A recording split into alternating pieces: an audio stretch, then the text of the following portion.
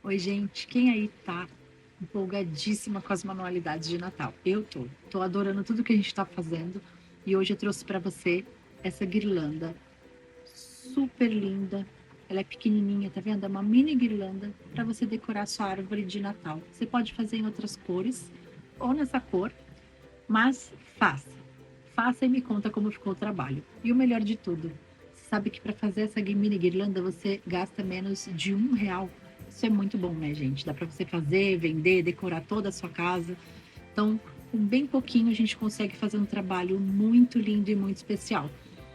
Então, segue o canal, ativa o sininho das notificações para você receber todas as notificações dos próximos vídeos e das próximas dicas que eu vou estar passando aqui no canal, tá bom? Então, bora lá pro vídeo e para como é o passo a passo para aprender essa mini guirlanda.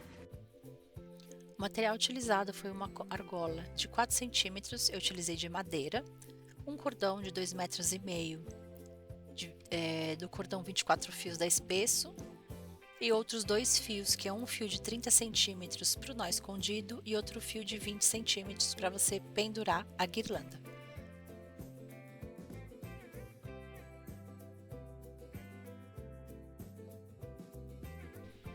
A guirlanda vai ser toda trabalhada num único nó, tá, gente? Que é o nó espiral ou nó DNA, tá bom? Então você começa prendendo ali na argola de madeira e vai seguindo passo a passo, que é só ir fazendo o nó espiral em toda a extensão dela.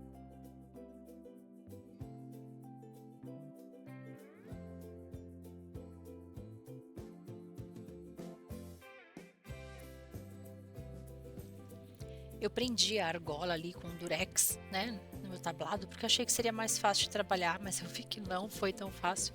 Então acabei soltando e fazendo na mão mesmo, vocês vão ver, aí faz da forma que ficar mais confortável ali para você mexer com os fios.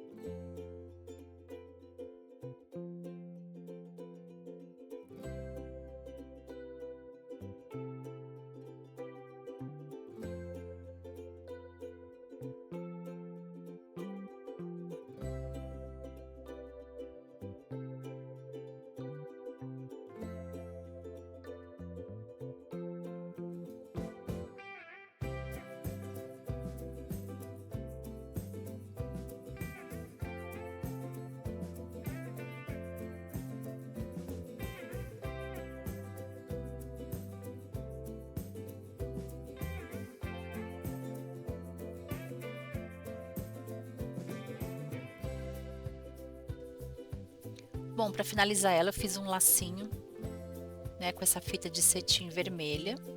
Colei ali em cima com cola, pode ser cola de alto contato, cola de tecido.